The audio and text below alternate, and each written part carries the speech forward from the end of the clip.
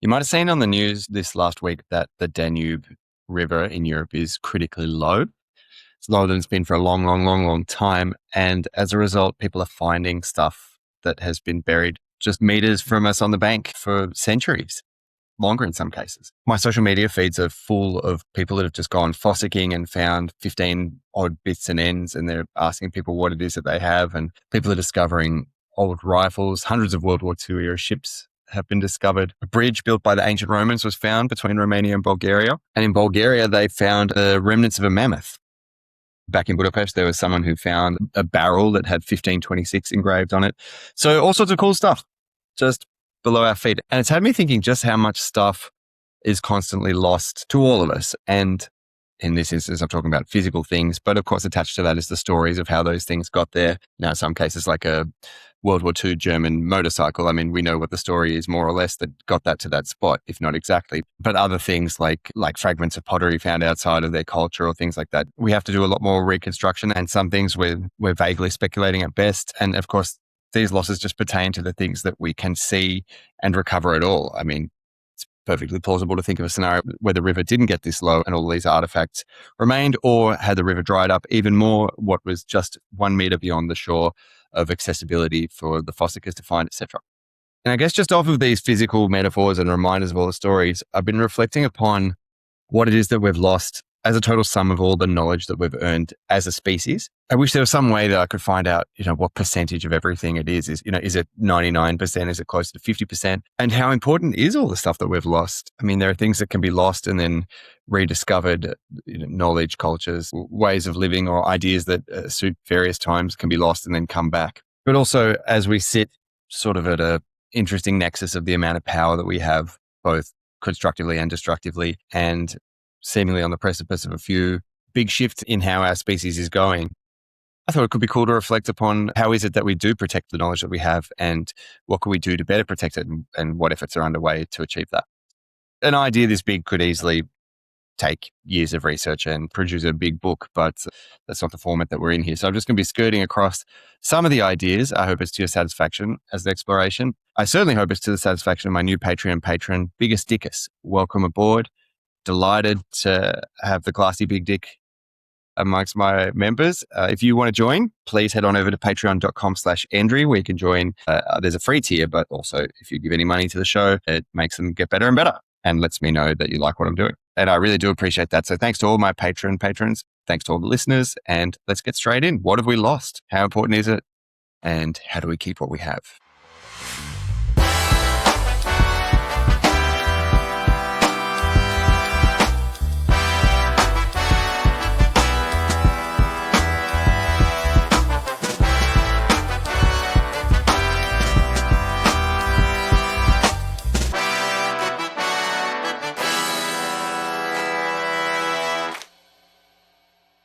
When I meet people, I describe myself as an artist because I do see what I do not as just doing podcasts or songwriting or whatever the thing is that I'm working on at the time, even comedy.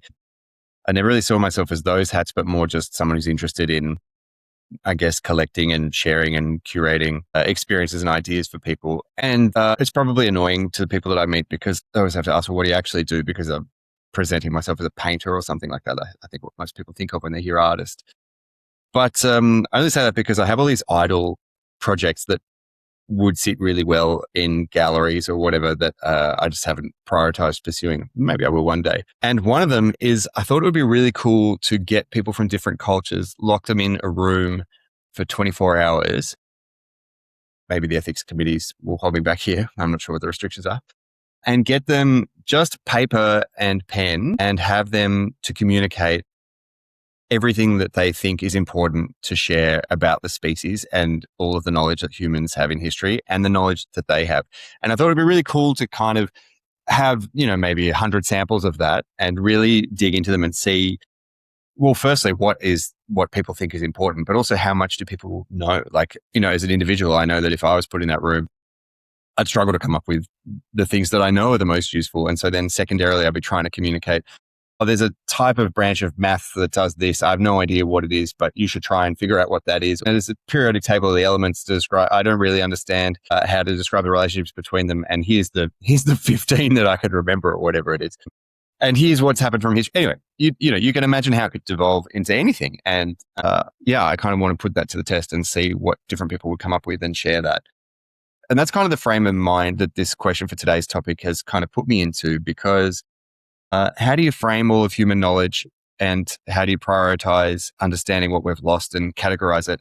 There's kind of different paths you could go down. You could go down sort of a utility path of what's really useful to know or what's really interesting. And whatever it is, you're inevitably guessing and inevitably, given your outside of audience in a sense, projecting your own sense of values, even if it is, here's all the information in the world. You don't know that whoever's picking it up at the other end doesn't have all that information already. And instead, they'd really like to know, how does the music of the Beatles go? Because we've read all about it, but we can't hear any because the technology's changed or whatever. Anyway, so it's kind of an impossibly broad topic, but I think the obvious place to start is to have a look at history, because there are so many things, even from the present, that would be difficult to communicate or to agree upon. So then when you step back a few decades, you have challenges to know, because maybe the people that were involved don't want to participate in sharing the experiences, or maybe you don't have photos of whatever the situation was, etc.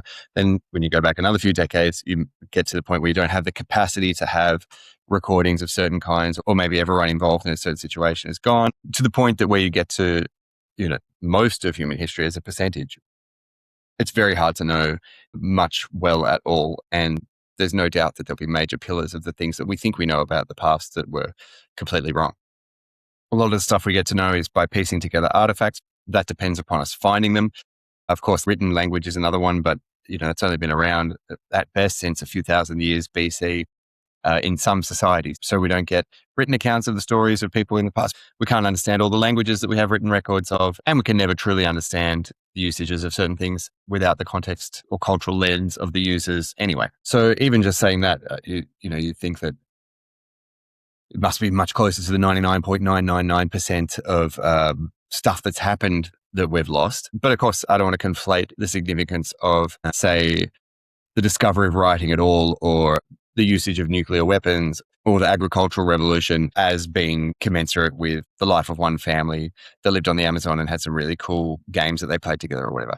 They're obviously different in scale, and whilst, depending on who you are, of their own subjective magnitude of interest. But I think what maybe the layperson doesn't know is that there are huge civilizations that we know nothing about that could have been instrumental on the foundation of everything that we do today, such as the Indus Valley civilization, for whom we have a bunch of artifacts and an idea of how they lived and what they did, but we don't really have a good understanding of what was going on or what they were doing. I think they were very peaceful, which is perhaps why they're gone. But then you go back another technological generation or whatever, you just have bones and arrowheads and cave art to go off, and you go back again, you have kind of just bones.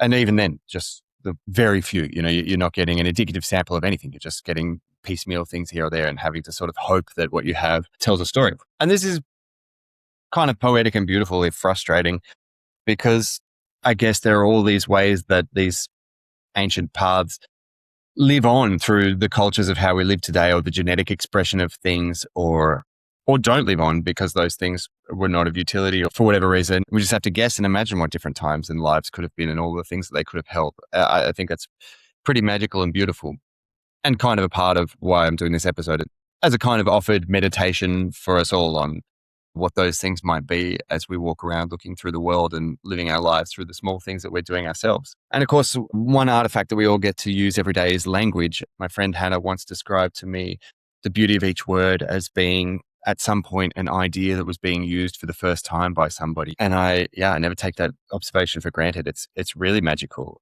I mean, if you out there have had the opportunity to learn more than one language, you'll no doubt know that even in similar cultures and languages, the same word that has a one-to-one literal translation won't necessarily mean the same thing or carry the same boundaries and borders of its meaning, all the way to the point where you have words that just can't be translated effectively across languages. And you have the weight of syntax and cultural usage of language that, independent of the context, make certain things unknowable without being a native speaker to that language. And of all the languages and the ideas that they represent and the usages that they sort of fall to land on like a piece of cloth over a 3D map or something, we've lost so many and we shed them all the time.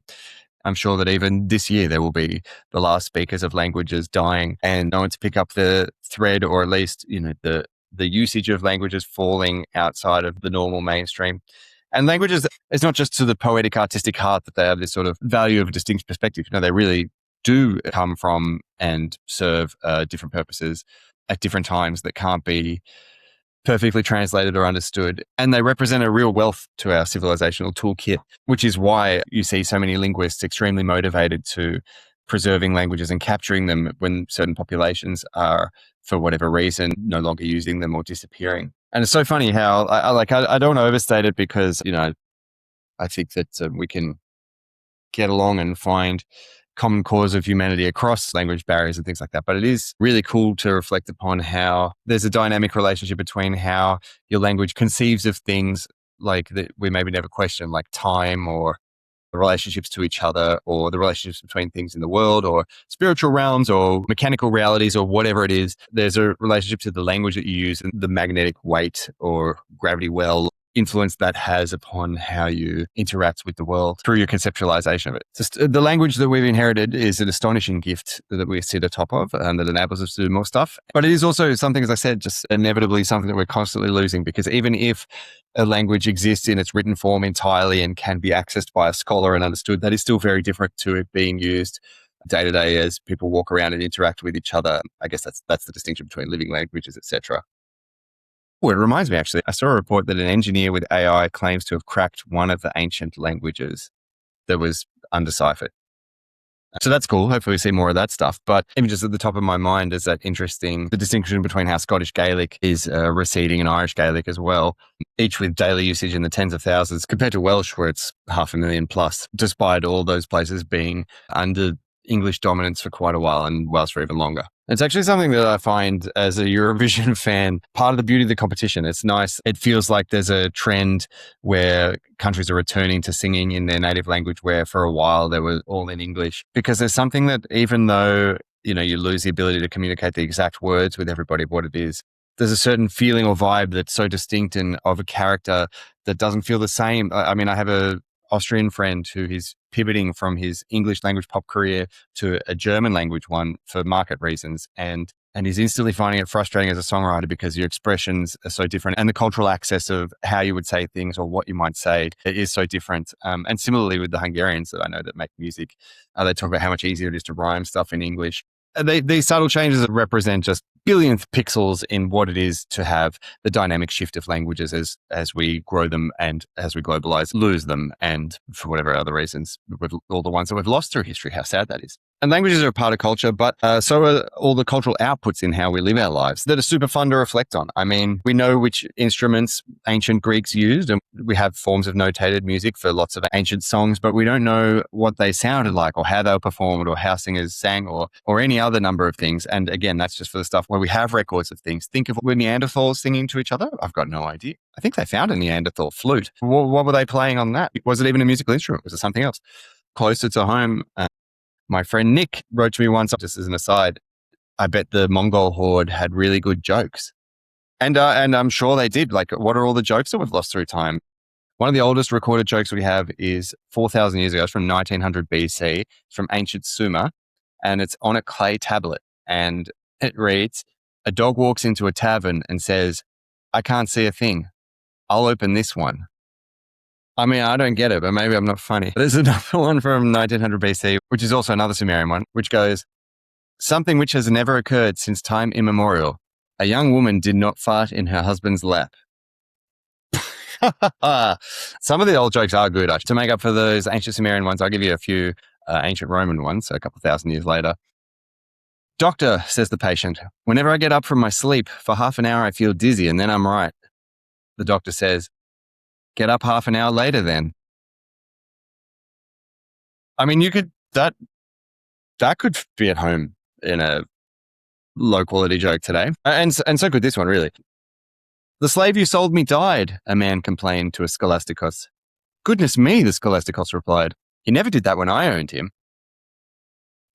How many good jokes have been lost? How many of the best practical jokes we just don't know about? And similarly, songs and games and dances and stories and recipes. And again, losing these things is just the nature of time passing, I guess. And, even if they're all written down on a big store, it's not like we're all spending all day trawling to know what people in the 15th century thought was funny or what have you. But even the things that do disappear in a sort of evolutionary sense feed and buffer and push against the things that we keep.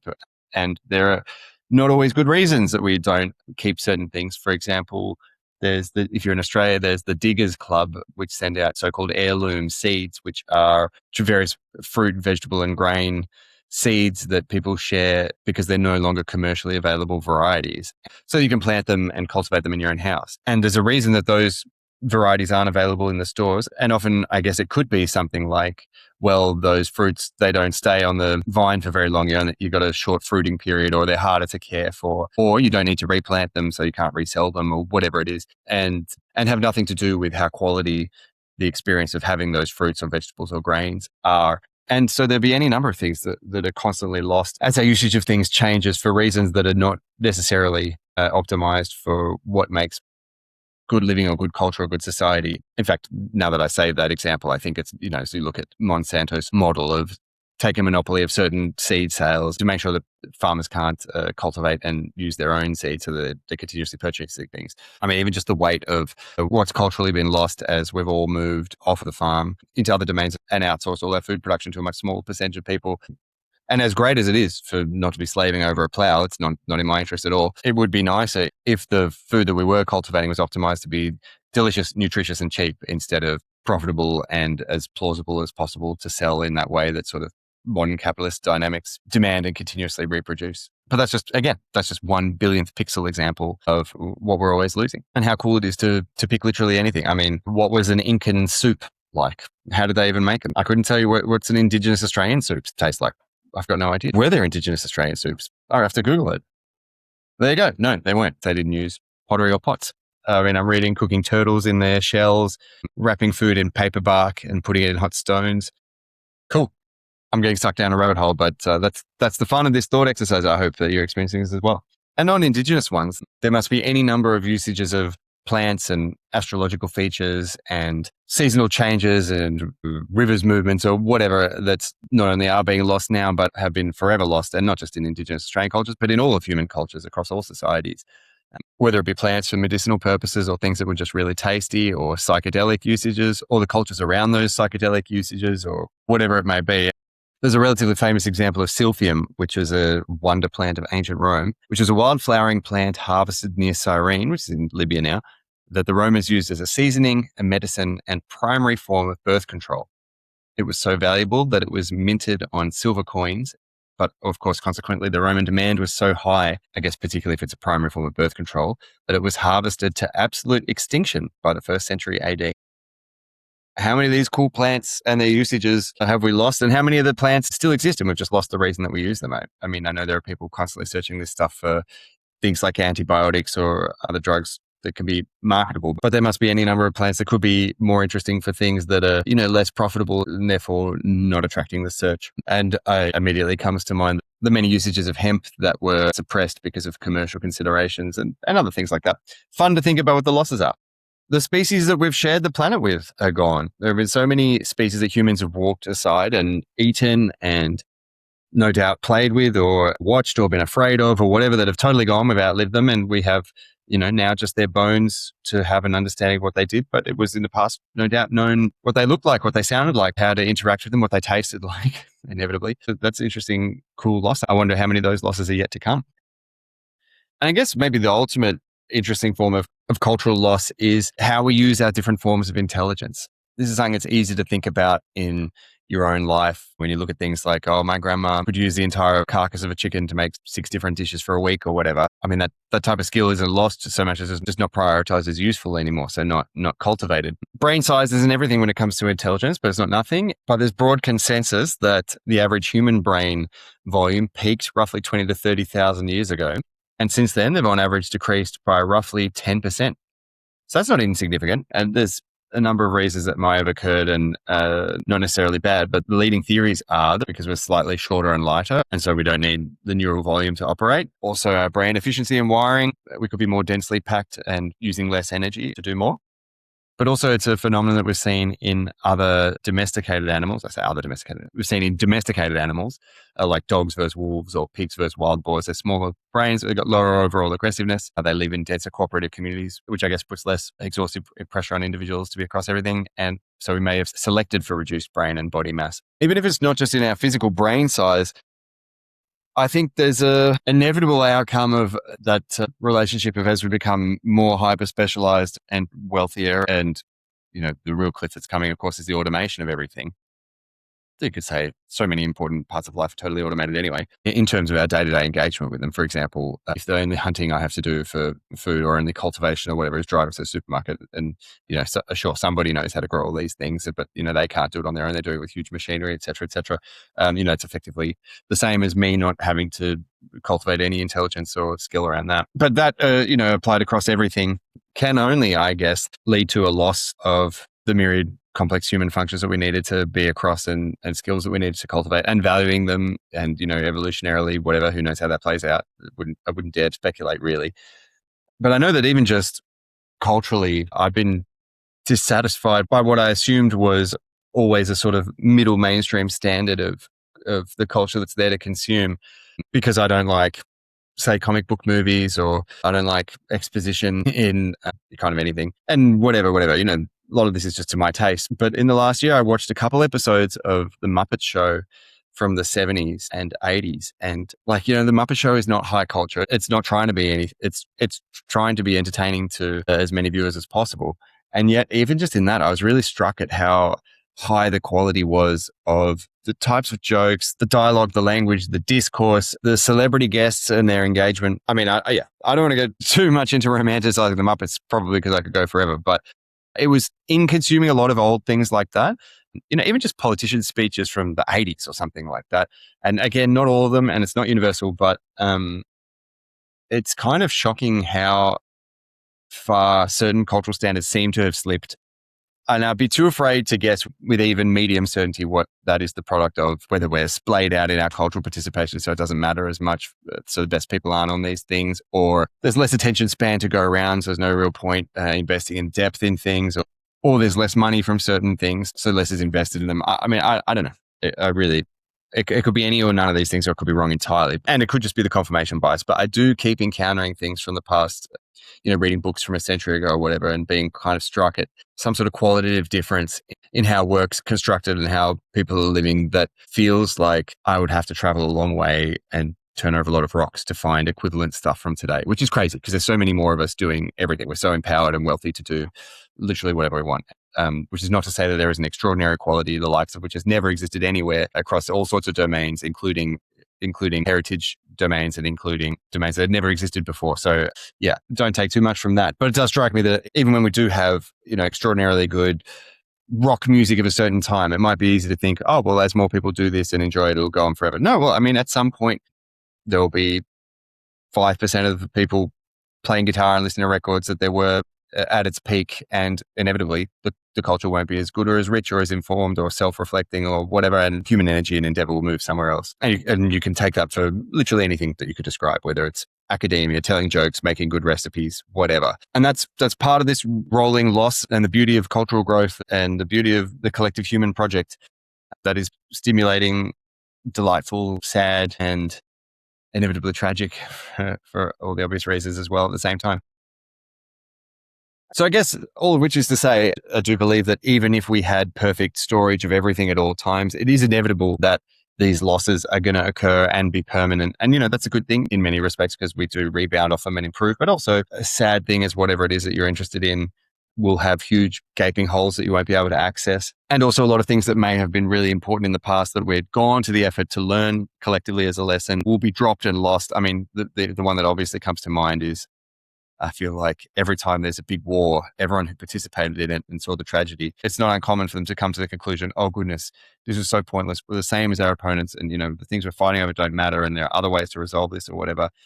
In the case of World War One in Australia, at the other end of the planet from where most of that war took place, in every country town, there's an obelisk or a monument to that war. And there's a day in that culture every year where we spend a minute sitting and thinking what happened, what was this sacrifice for? And, all of which to never let it happen again. Of course, it happens again 20 minutes later. And that effort of trying to communicate that is not imparted. We drop the lesson of that and are happy to run off and send our fighter pilots to bomb people to death in Afghanistan and Iraq and, basically anywhere else we're asked. So there are big, huge lessons that are very hard earned from the past that we don't hold on to our loss. But I guess that goes to the beautiful tragedy of what it is to be this species rolling through the universe. But actually, just as much as the lost story of one hunter-gatherer tribe on the shores of a volcano that explodes isn't comparable to the need to keep the story of why we don't want to use our industrial war power upon each other. There are also certain individuals who have extremely rare talents and opportunities based on where they happen to be born or, whatever the resourcing is around them or the culture and environment, etc., who have access to knowledge that we collectively lose for stupid reasons that we have to work very hard to get back. There are countless examples across mathematics of people who had solved a theorem or they had a certain theorem that they didn't think was important that historians centuries later dug out of their desk and realized, oh, this problem we've all been working on, they solved it already. Here it is. And, just as much as that's the case, there'll be those outlier geniuses who never got to pen down their solutions to things, or perhaps they lived in an era and an environment where there was no cultural capacity of storing information through time like that other than through words. And, their old tradition carries a lot, but it can't carry calculus or it can't carry physics proofs or what have you. And it also can't carry, unfortunately, for us in the contemporary world, an authority where we can imbue stories that have been told for centuries with the equivalent legitimacy and authority as something that we can read as written down as having occurred. And not to say that we believe everything that was written down, we absolutely don't, and nor should we. But the weight of an oral tradition is not the same in its capacity to communicate to the present. And that, as a result, means that I guess most people who live throughout history who may have had certain knowledges, perspectives, information, breakthroughs that could benefit us all today be completely lost because there was no capacity from that environment to translate it. One capacity that we do have over time is epigenetic communications, which are super fun, a little bit more magical for me to talk about because it's not my field of expertise. But there's that one great study that I always think of where they give a mouse a cherry because mice love cherries. They give the mouse an electric shock, so it never has them again. That mouse goes away and breeds. That generation never sees a cherry their whole life. That generation goes and breeds again. And the grandchildren of that initial shocked cherry mouse won't touch a cherry because they know through their epigenetic folding that eating cherries are bad news, even though this particular cherry would only be good for them and delicious. And so we are inevitably through our lives and the chain of millennia long, such coded information and the beneficiaries of it. I often think of it when I see a cockroach and think that they're disgusting. I'm like, well, I don't mind other bugs. Why do I have an ick about a cockroach when there's, nothing that could be wrong with it? That's probably some deeply folded information through time or any number of other things where you see threats or respond to situations that don't quite make sense or you couldn't quite explain. Anyway, I want to give a quick pivot to talk about some of the systems that we've built to retain knowledge. I mean, the one that comes to mind to harken back to my first artistic project of, if you were to draw everything on a wall, I mean, you can put Wikipedia on a thumb drive now if you want to. And that's a lot of human knowledge, but it's a kind of information, but it's not necessarily going to be the most useful thing. And this is a project that a lot of minds have reckoned with. I guess it kind of has a higher weight in the conscious than it might have in the past because we know that we have the capacity to destroy everything with nuclear weapons. And, we have the knowledge of how old our species is, but how old the planet is and how certain cataclysmic things may be inevitable, like a meteor hitting the dinosaurs or disease wiping up the species or what. I mean, maybe this knowledge isn't actually new, but perhaps our powers and capacity to reckon with it are increased compared to the past, perhaps. And so there's a few projects that people have underway where they're working to retain and share knowledge so that stuff isn't lost in the event of certain catastrophes across deep time. And the first one that comes to mind is the Svalbard Global Seed Vault, which is not so much about cultural knowledge, or I mean, it's not at all about cultural knowledge. It's a seed vault. So it's 1,300 kilometers north of the Arctic Circle, top of Norway. And it's designed, I guess, in the event of whatever catastrophe to have a backup or a record of seeds from around the world. Just from the wiki as of June last year, it has 1.3 million plus accessions representing more than 13,000 years of agricultural history. So that's cool and fun to think about. In the same way, there are attempts that have been made upon some of our spacecraft that we've sent off into the universe, the Pioneer ones chiefly, where we have placed attempts to communicate core information about who we are as a species in a way that can be translated over time and across culture. I mean, the effectiveness of it could be discussed, but not here by me now. For example, it's got physical representations of a man and a woman against the spacecraft, so you can see the size of our species.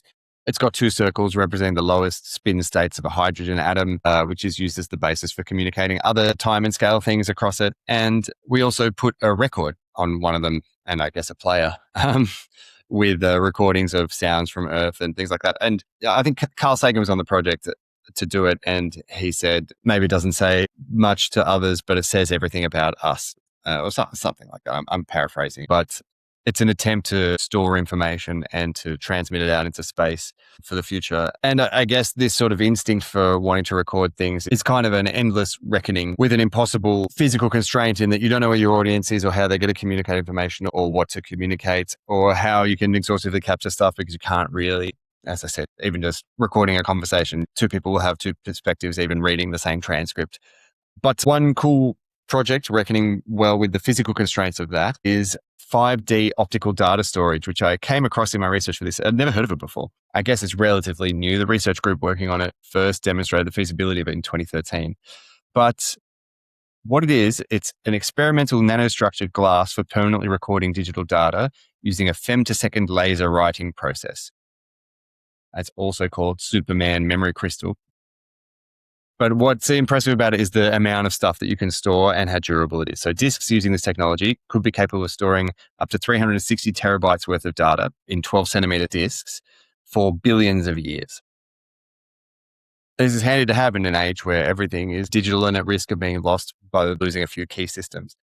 In 2018, the developer of it, Professor Peter Kazansky, he used the technology to store a copy of The Foundation trilogy by Isaac Asimov, which was then launched into space aboard Elon Musk's Tesla Roadster. So, I mean, that's quite close. We could go retrieve it if we really needed. In a pinch, have another copy of The Foundation trilogy. Perhaps more usefully, in 2024, they encoded the 3 billion character human genome and etched it onto a coin-sized disk.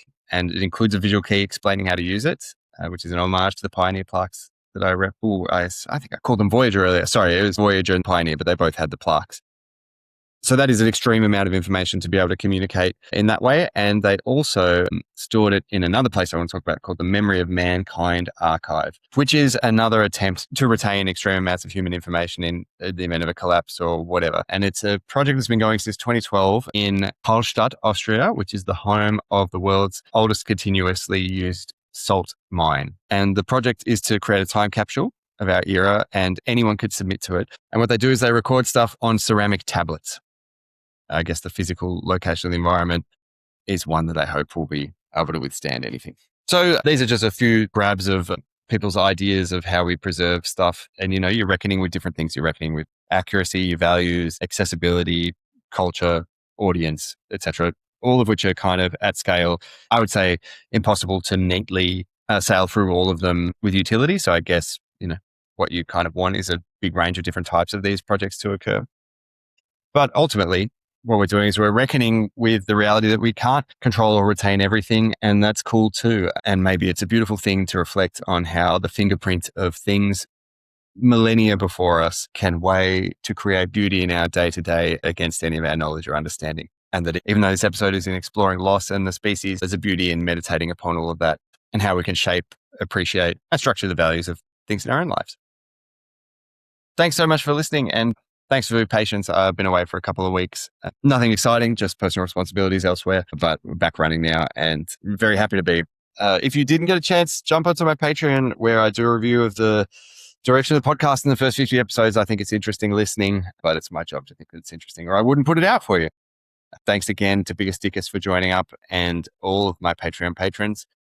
But even if you're not a Patreon patron, I still wish you every happiness in life and I hope you're doing well out there. Take care.